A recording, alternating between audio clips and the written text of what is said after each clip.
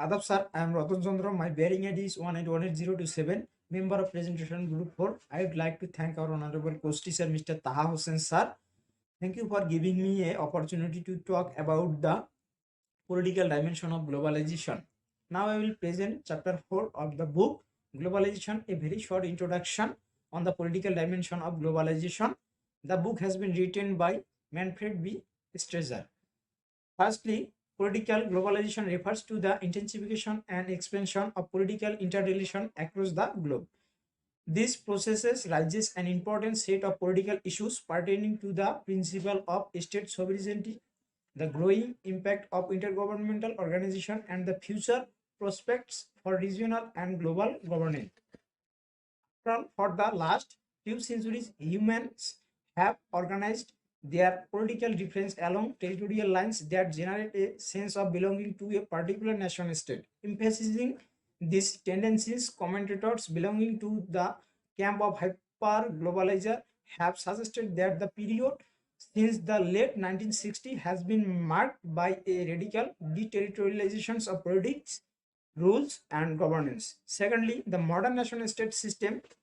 The origin of modern nation state system can be tracked back to 17th century's political developments in Europe. In 1648, the Peace of Westphalia concluded a series of religious wars among the main European powers following the Protestant Reformation. According to political scientist Dr. David Hale provides the Westphalian model.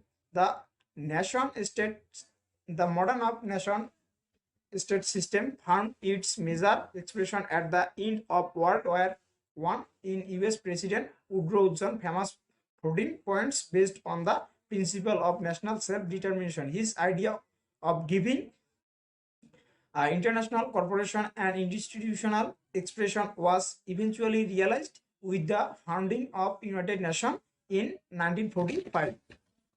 Thirdly, we ought to reject premature pronouncement of the impending demise of the nation state while acknowledging its increasing difficulties in performing some of its traditional functions. Contemporary globalization has weakened some of the conventional boundaries between domestic and foreign policies while fostering the growth of supra-territorial social space and institutions that in turn unsettle traditional political arrangement. At the outset of the 21st century, the world finds itself in a transitional phase between the modern nation-state system and postmodern form of global governance.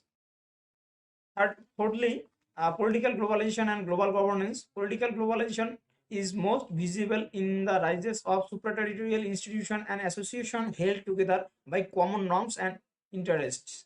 In this early phase of global governance, these structures resemble a electric network of interrelated power centers, such as municipal and provincial authorities, regional blocs, international organizations, and national and international private sector associations. Overall, according to the foregoing analysis, globalization is not merely an intensification of global interconnectedness, but about by market force and technological change. The financial crisis affecting different countries have shaken the confidence of advocates of globalization. That's all. Thank you, sir.